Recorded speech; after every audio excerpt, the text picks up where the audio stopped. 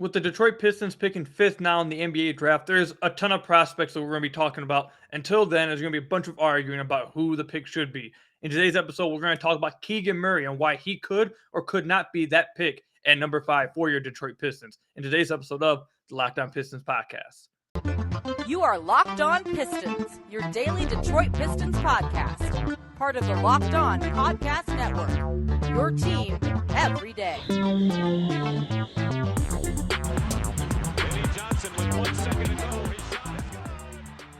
What's the deal? Welcome back to another episode of the Locked On Pistons podcast. This episode is brought to you by BetOnline. BetOnline has you covered this season with more props, odds, and lines than ever before. BetOnline, where the game starts.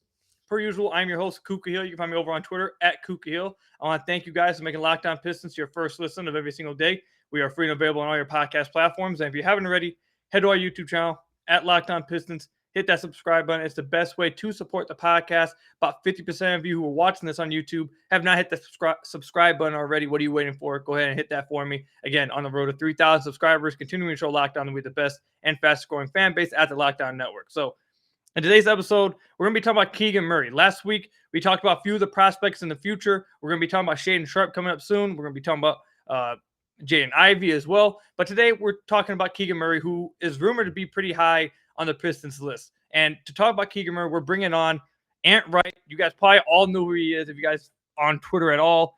You could use many things to describe him. He's an NBA draft, high school recruiting, college basketball content creator for Spotify Live. Does great work scouting some of these college prospects, etc. So we brought Ant on to talk about Keegan Murray today. Ant, how you doing, man?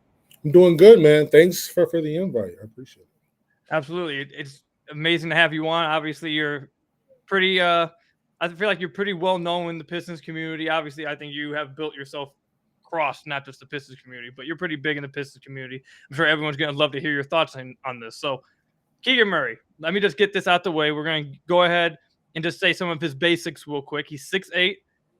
The Ringer has him listed at 220. He has a 6'11 wingspan. He's going to be the age of 22 by the time the season starts. He went to Iowa, and the Ringer has him listed 6th right now in their mock draft, and Tankathon has him listed at 6th on their mock draft. So in this episode, much like the episode last week with Bryce, there's going to be more of I'm just going to let Ant take it away. I'm going to ask him the questions. He's going to give us all the answers that we need and some of the insight that we need with Keegan Murray. I'll just go ahead and say what my knowledge of him from reading the few things I've read and listened to some people.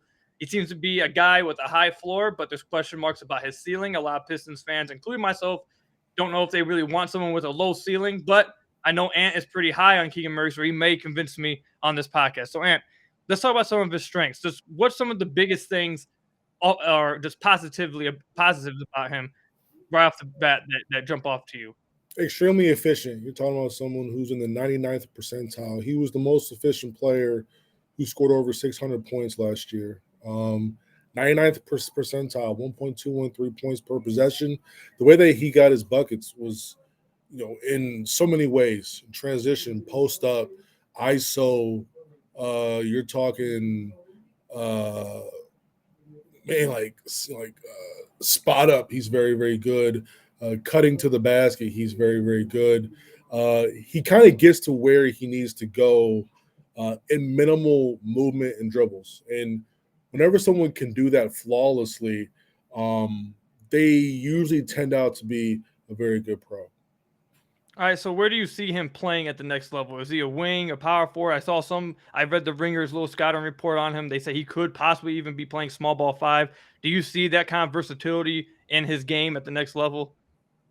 I don't know about small ball 5 unless he adds a bit more weight, but I do see him in that when you do go small ball, he will play that 4. He could play that point forward position that you see a lot of these guys play with, like an off-ball combo guard. He's going to be one of those like guys that you can kind of plug wherever you need to because he's so versatile and he's able to do so many things with the basketball.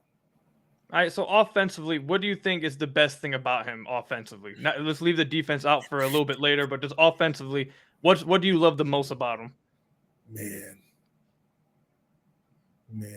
like this is like super like It's like super like hooper stuff, but like the way that he uses his strides. I mean, he can get from 35 feet to the bucket in like 4 steps with the ball.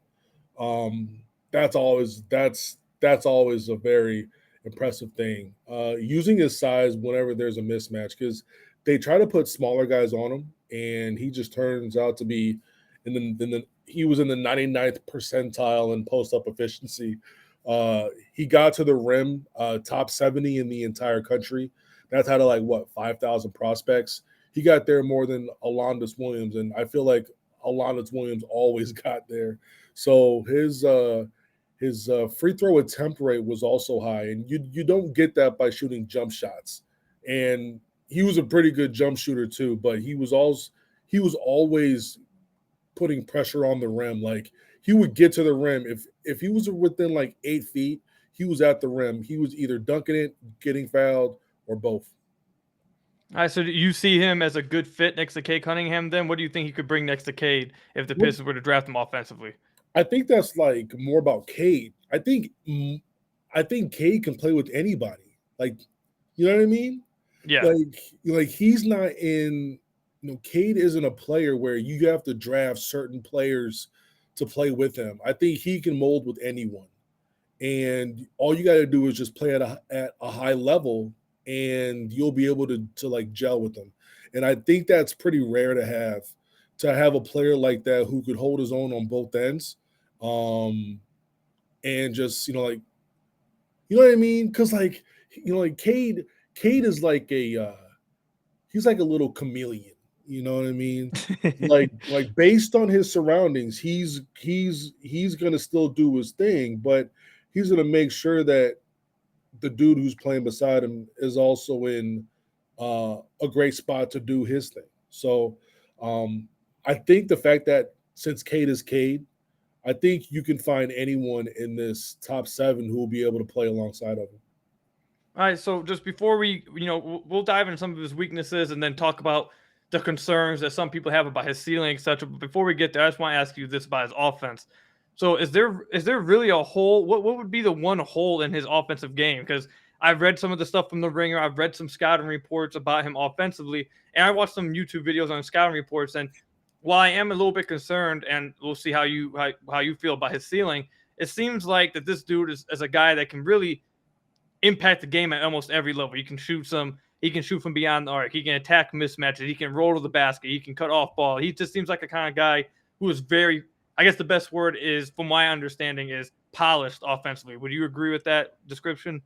Yes and no.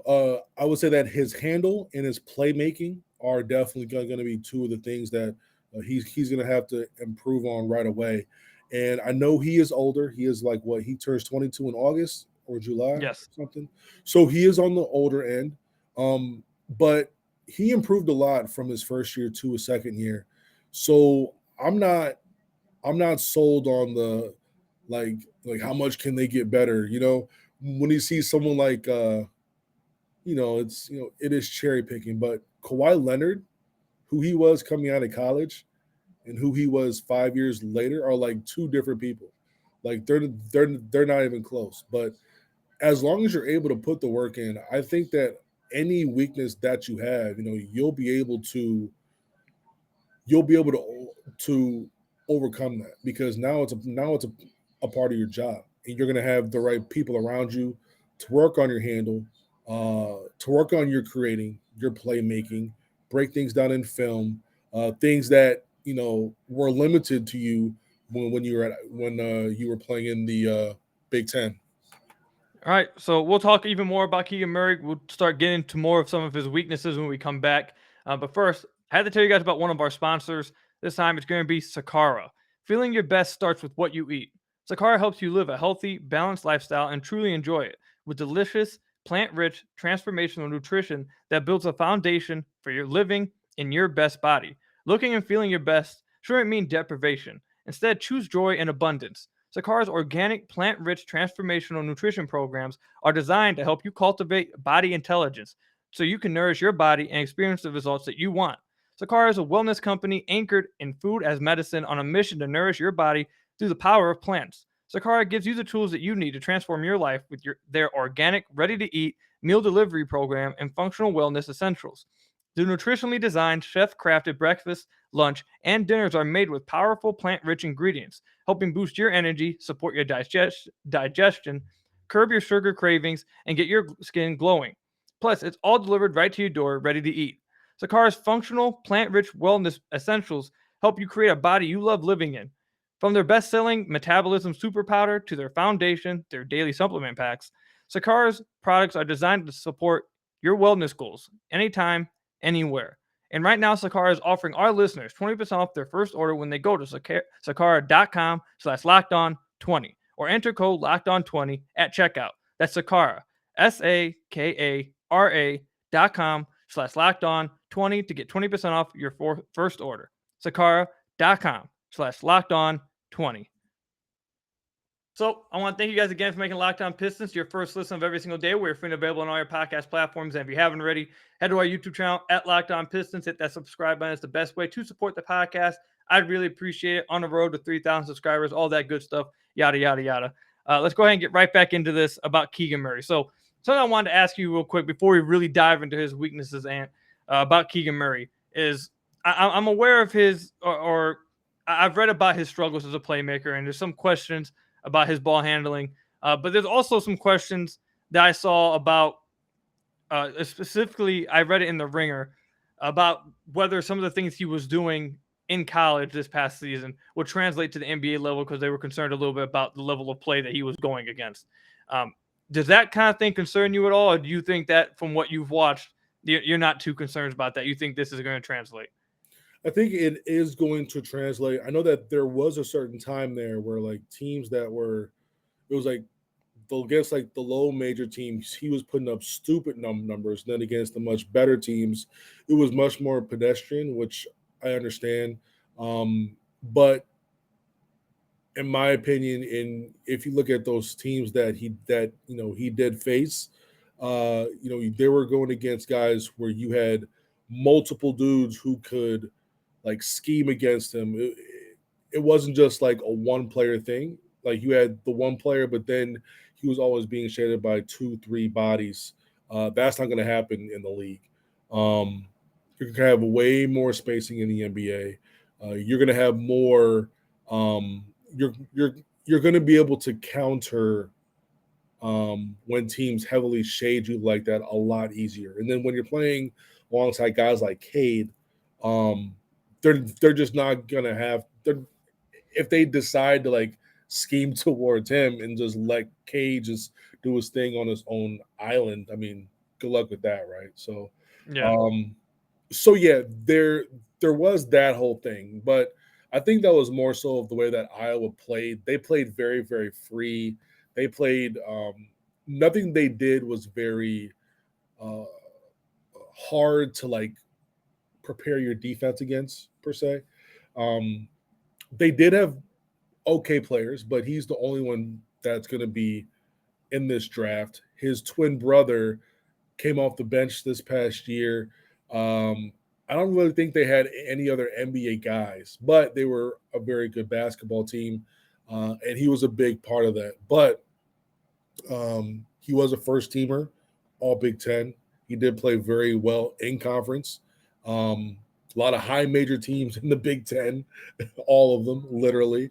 But no, I'm not too concerned about that at all. I do think that he is going to get a little bit of a culture shock per se. But I think on a team like the Pistons, they're going to allow him to play through a lot of that. Unlike what happened to like Book Night this past year, right? Yeah. You draft a dude that high and just don't play him, which is super weird. And then you look at teams like Golden State, where they were actively putting their players down to the G, then back up, and then now they're impacting the playoffs. You see them in their first couple games against the Mavs, and then you saw them in the last series as well. So I think you're going to need him to go through a little bit of a culture shock just so he knows how to adjust just to see like where his weaknesses truly are. But I mean, I told you this, like he has all the goods. He has all the goods, all the tools. All right, so this is I know we're supposed to be getting to his weaknesses, but I do want to say this real quick positively about him. From everything I've read this far, I haven't watched a ton of tape. I'm relying on a lot of other people while I'm reading and scouting reports I'm watching on YouTube and from other people I'm seeing some of their content put on Twitter. But some of the stuff I've seen about him is that off ball wise, he seems like a perfect kind of guy you'd want next to Kay Cunningham. Would you agree with that? Yes, because he can shoot and he can slash. He's really good with catching and shooting. He's really good with catching, jabbing, and ripping. He is very good off the ball. He is someone who doesn't need the ball to do well, and that's that's the nice thing, because he didn't do well in ISO last year. I believe he was. I mean, he was okay. He was 80th percentile, but that's not really how he got his buckets. He got his buckets in transition, which is running the wing hard, right? Spotting up off the ball, and posting up. You have to be fed down there. So the top three ways that he got his buckets, he was in the 97th, 85th, and 99th percentile. So him being off the ball is just kind of like perfect for him, especially playing alongside a very good guard. All right, so let's go ahead and start diving into some of his negatives now. It's 16 minutes into the video. Talked a lot of positives. Let's talk about some of his negatives. So obviously, the very first thing, I don't even really like calling this a negative, but I feel like at this time, where we're at now in the NBA and the way where we're at in the draft, I kind of feel like it is used as a negative. His age, obviously, he's going to be 22 at the start of the season. That's definitely much older for a prospect nowadays. A lot of prospects that you see draft. I mean, I think Killian is still 20 years old. I think Killian's still the youngest guy on the team, either him or Cade, and he was drafted 2 years ago. Yeah. So he's going to be older in age. There's also a lack of athleticism. I don't know if you believe that it's that bad of a lack of athleticism, but I don't think anyone would call him an explosive type of athlete. And also, like I mentioned earlier, a lot of people feel like, and I've seen it, and this is the thing that concerns me the most, is that they feel like that he has a very low, or I won't say very low, but he doesn't have the type of ceiling of a guy that you normally would take number 5. So with those things I just threw out there, I know you're high on Keegan Murray. If you want to go ahead and just take a hammer and just start knocking all those things I just said down, you can go right ahead. I'll give you as long as you want to just hammer those things down. For sure. So first, like with the age thing, we kind of talked about that, right? We're like, yeah, we get it. Like he's older, but just because someone is a couple years older, it doesn't mean that they just stop learning. You know what I mean? Doesn't mean that they like stop improving. Like LeBron just got a legit jump shot, like 4 or 5 years ago? You know what I mean? He was very inconsistent, and then all of a sudden, you see that become a legit part of his game. Like the age thing is very overblown for me. Biggest thing for him is going to be the handle, the playmaking part. And another big thing is going to be, is he like, he's not the sexy athletic where he's just going to just jump 40 inches, run super fast, but his measurables, like he has long strides, he has long arms, and he uses every bit of his measurables. Not everyone uses their measurables the way that they should. He does. So that makes up for a lot of his lack of athleticism, right? Also, a guy like him, do they really get picked in the top 5? Could he sneak in even at 3? Could he be at 4, 5, 6? Maybe this draft, yes, for sure. Next year's draft, he probably doesn't go top 5. He probably doesn't go top 8 or 9. He probably goes towards the back of the lottery. This draft is very underwhelming. A lot of guys who were supposed to show out this past year did not. So they've dropped a lot. And, that was an opportunity for Keegan to kind of, come out and kind of just do his thing and just have a breakout year. So it's not his fault that he's worked his way up to, be in this discussion. And yeah, like based on what he's been doing and his consistency in play and the way that he's been able to score the ball in multiple ways. And in a Big Ten conference where I've said it multiple times, like, that's probably the most well coached league. Like, it's so well coached that you have to play a certain way, or you're not going to go to the NCAA tournament. So he was able to go up against coaches who you're in a league that goes to has like what 7, 8, 9 teams every single year who are scheming against you, knowing that you're the best small forward in the league, and they still couldn't stop the dude. I think there was a game where I believe he had like either 30 or almost 30. I think they were playing Maryland, but like he didn't even play the last 10 minutes of the game. Like dude is absolutely insane. He can score at all three levels. He can post you. Not every prospect is going to have their weakness, but he doesn't really use his weaknesses. Like he knows who he is, and that's going to be a big part of him moving forward. Is the NBA dudes who stay in the league and who are able to impact in the league are the ones who take their strengths and make them elite. If you could be elite at like two things in the NBA, you're going to have a 15-year career because you have found yourself in like the top 5% in two categories. And I think he can do that. I think he can excel in transition and as probably a spot up guy. I'm not sure about the post up, even though he was very good at posting up, especially the smaller players. But you can't hide someone on him. Like you can't hide like a Grayson Allen on him. You can't hide some of these smaller guards on him, or else he'll be able to abuse them in the post. All right, so let me ask you this. So the Ringer has 3 guys that they compare him to, and I'm going to transition this into asking you what you think his ceiling is.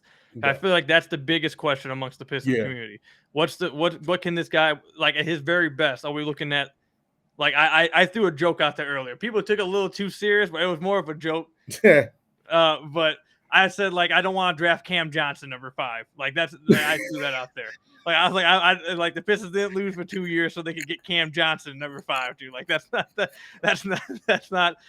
what I want. But I'm going to show you the 3 guys that the Ringer compares him to, and then you tell me what you believe his ceiling is. Can he actually reach an all-star status, or do you see him just like as a above average type of player? So I don't see him as an all-star. I do not see him as an all-star. No. Okay, well, tell me what you think about these then. They have Pascal Siakam, Al Horford, and TJ Warren. Do you like those comparisons for him? Al Horford, no. You know what, man? Pascal Siakam, he moves a little bit better than him. I think Pascal's a little bit bigger, but I don't hate it. I don't hate that comp. And I know Siakam, he was an all-star, right? Mm-hmm. He might make – have they done all-NBA teams? He might make an all-NBA. He'll make an all-NBA. I'm just not sure I'm not sure if he's there between the ears. Because, like, he's very mild. He's very mild, very mild-mannered. He's not going to be, woofing. And, he's going to be – one of those guys, if he plays 10 years, he may get teed up once and it won't be his fault. Like that's the type of like mild so we're looking at like Mike Conley kind of thing. Mike Conley, Kawhi, right? Those dudes who like nothing really upsets them. They just kind of play the game, and that's that. And then they'll get like a double tech with like Draymond at some point because they're just locked up or something. But Pascal's pretty close. Pascal's pretty close. The other ones, I don't know about that. Fair enough. All right. When we come back, we'll wrap up the thoughts on Keegan Murray. We'll talk about why he should be the pick over some of these other guys at number 5. We'll dive a little bit more into him as a player. Stay tuned for that. But first, I had to tell you guys about one of our sponsors, BetOnline.net. Our partners at BetOnline continue to be the #1 source for all your sports betting needs and sports info. Find all of the latest odds, news, and sports developments, including this year's basketball playoffs, Major League Baseball scores, fights, and even next season's NFL futures. BetOnline is your continued source for all your sports wagering information, from live betting to playoffs, esports, and more. Head to the website today or use your mobile device to learn more about their trends and action today. And if you head over to their site, you'll see that it's not just basketball or baseball or football. You'll see boxing, you'll see golf, you'll see hockey, martial arts, soccer, tennis. And I told you guys, man, I had a little rough streak there predicting some of these money lines. You feel me? I was having a little bit of a rough streak, but the Warriors pulled through last night for us. I told you guys to take them. I hope you guys listened. I'm still going to take them right now for the series. They're at -700 money line to win the series. I'm still going with that.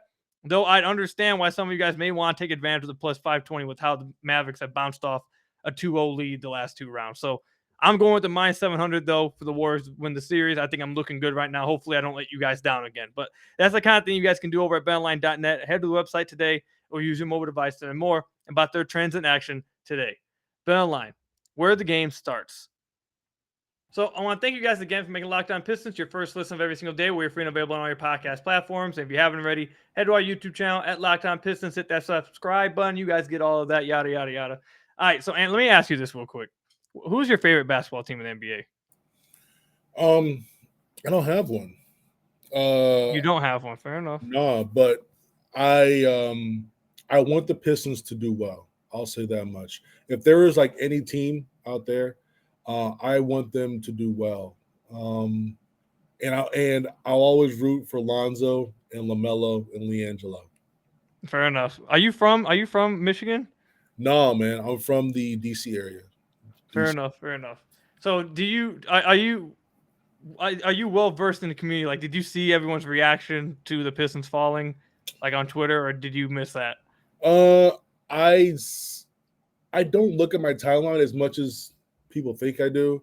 But I did tweet out a couple like things, just like Pistons with like a grimace face, and then and yeah. So I mean, I don't know. You know what though, man? Being fifth, I think they have a lot of options.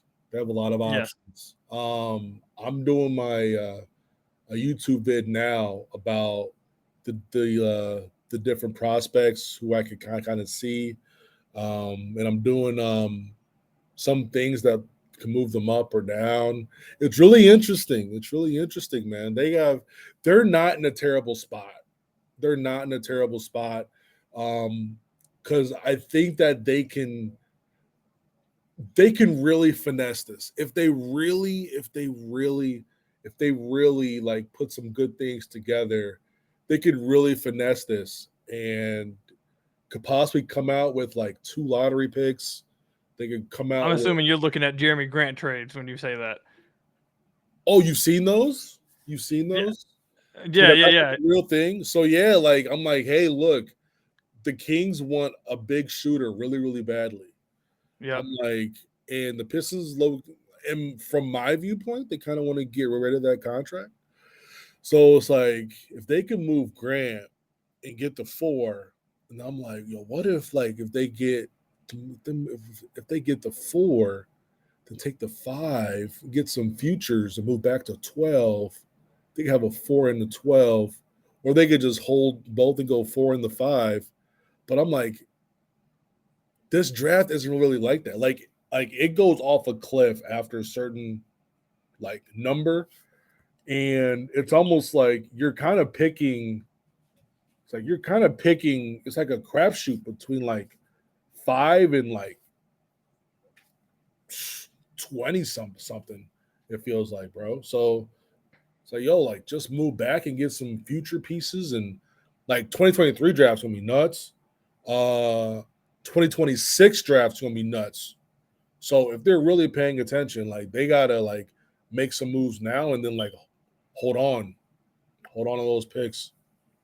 Fair enough. All right, let's get back to Keegan Murray a little bit. So obviously, I think you said something that's going to worry about a bunch of Pistons fans, or at least some of my listeners. I know my listeners have been very, very loud about this in the comments on Twitter with me. So you said that you don't think that he's going to be an all-star. And for me, that's fine. That's like, you don't have to be an all-star to be a fine pick. However, there's other guys. I think right now I'm leading towards Shaden Sharp, who have, I believe, a pretty high ceiling. Now he probably has a harder chance of hitting that ceiling, but he has a higher ceiling. I know a lot of Pistons fans love Jaden Ivey. He's another guy that people say has a high ceiling. And there's some other guys that people like. I know Pistons pulse host Bryce Simon. We just had him on last week. He's very high on Benedict Mathurin and his ceiling, possible ceiling. So considering all these guys, specifically the first two I named, Jaden Ivey and Shaden Sharp, who one of those guys are likely going to be there, unless the Kings take Murray, which I guess they could do that. It sounds like they like him. Considering all three of those guys are there, what's the argument for Keegan Murray over those two guys? What do you have? Is there an argument, do you believe, over those two guys?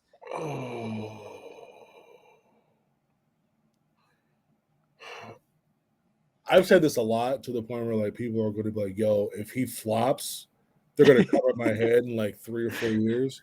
But I think Jaden Ivey is going to be one of the better guards in the league in a few years. Like that's kind of where I'm at with him. I think Shaden Sharp is an incredible athlete and he's a good player. I've seen him get eaten up by very average high school players during his senior year at the same time. And he hasn't played basketball in one season. He didn't play this last year. The next time he plays is going to be against NBA players. So he's people see Chet as a high risk. I see Sharp as a high risk, and I think Sharp is man. Him and Chet are very similar to me in terms of risk, ceiling, and floor. Very similar to me. Someone tried to convince me how like Chet has like a high floor. I'm like, the hell he doesn't. No, he doesn't. No, not at all. Like Chet is someone he could come into the league and be unplayable. At the same time, he could come into the league and be one of the better point forwards in the NBA. Like I think that's the type of difference there is. I think there's a similar difference with Shaden Sharp in terms of like, if he's just going to be another scoring guard, he's not going to last because there's a lot of those cats, right? And then he's going to be able to get destroyed on the other end. Is he going to be able to score enough to offset his defense? I don't know that. So he can go from unplayable to also being a very good guard. Jaden Ivey, to see what he did with no spacing in an offense that was post the ball up first, was very impressive. Seeing him in the transition out in space was very, very special. Was very, very special. The nice part about this whole thing, though, is, man, like in the top 5, like they're all different. In the top 6, like they're all different. Even the top set, like I could even go down to like AJ Griffin and like Benedict Mathurin. Like they're all very different prospects. They're all very different, and they all have. This is like the very first year that they all have like glaring weaknesses about their games. Like AJ Griffin is like super stiff. Like his hip movement is not great. History of a lot of injuries. Then you have, Mathurin, like I like his game a lot, but lack of creating. Like, can he create outside of just being able to shoot a jump shot? Keegan's kind of in that same mold, but like Mathurin comes in with just like he just plays the game with such aggression, and he wears his personality, and he wears his emotions. You know what I mean? And like Jaden Ivey just shows so many flashes of how good he can be. His leap from freshman year to this year is amazing. Jabari Smith, people are very high on him. I'm not in that seat. I see him as like without being disrespectful, he's like man. I'm not even gonna say it, but he's gonna be more of like an off ball, more of an off ball player when it's all said and done. Um, if there's gonna be a redraft in a few years, I think he's gonna be. I don't think we're gonna see him in like that top three, top four.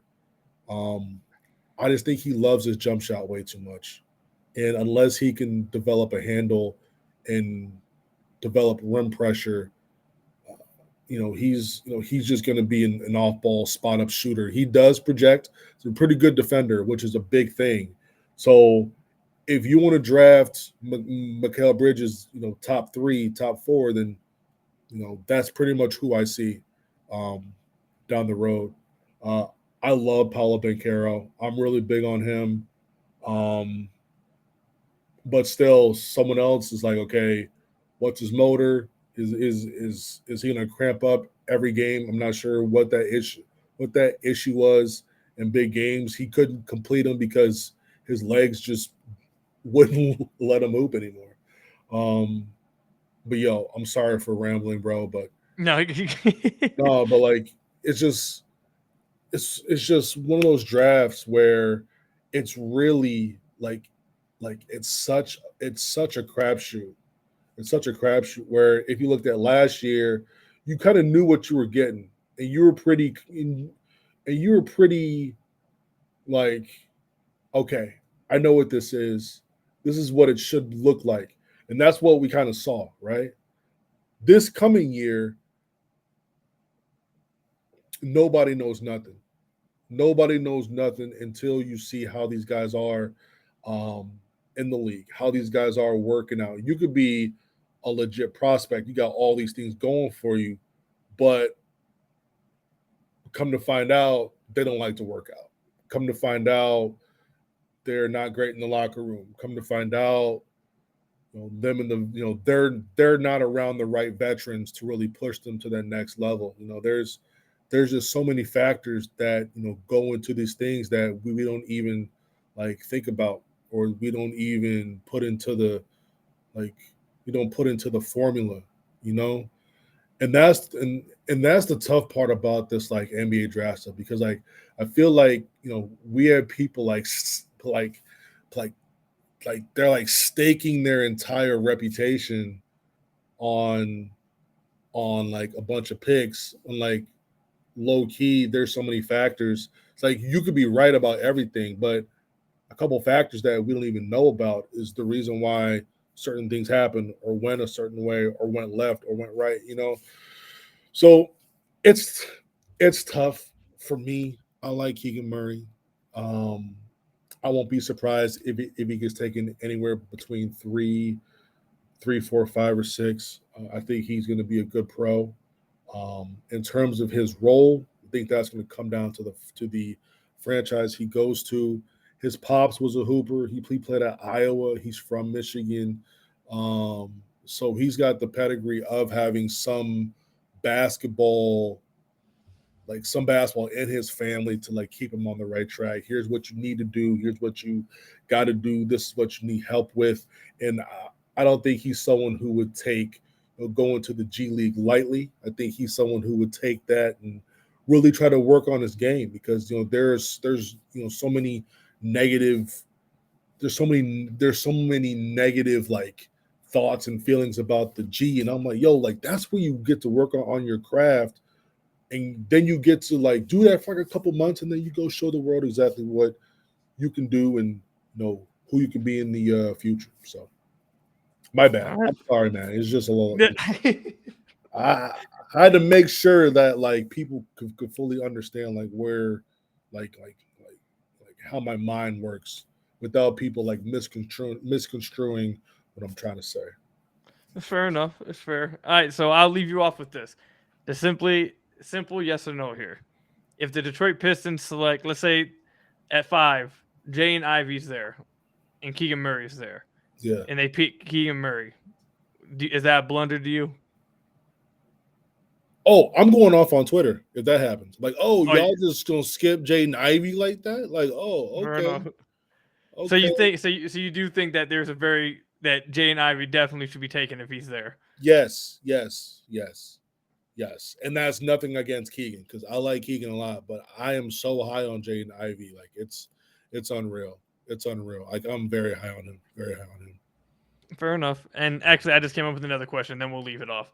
All right. If the Pistons draft Keegan Murray, do you see him as a starter immediately, or is he going to need some time? He'll Because need a some lot time. I think you'll see him in that rotation. I think he's in direct conflict with Isaiah Livers, so that's going to be some battles there for sure. You think if they trade Jeremy Grant, that clears some of that up though? Maybe. Like Jeremy's been in the league for how long? 9 years now, I think. 8 or 9 years. Like he's someone who's like been through multiple contracts now. Like, you know, if Jeremy's there, like you're not just gonna bump him off the spot, you know. But if you move him, yeah, you do see a spot there. If he's playing the way that he should be playing, then yeah, you could definitely see him either starting or in that rotation. All right, fair enough. There you go. We'll wrap it up right there with the Keegan Murray episode. If the Pistons draft Keegan Murray and you guys don't like, you guys can go to It's Ant Right and let him know that you're very mad. I can't believe we talked about Keegan Murray for over 40 minutes. Iowa has never been talked about for that long in terms of basketball ever. Fair enough. All right. Make sure you guys go follow him over at Twitter. Like I said, It's Ant Right. Thank you, Ant, for coming on, man. I appreciate it. It was a lot of fun. Get some perspective. And thank you, man. Thank you, man. I'll catch you guys in the next one. Thank you guys for making Locked On Pistons your first listen of every single day. We are free and available on all your podcast platforms. Head to the YouTube channel. Hit that subscribe button. I'd really appreciate it. Until the next one, I'll see you guys later. Enjoy these NBA playoffs, and we'll catch you later. Peace out, everybody.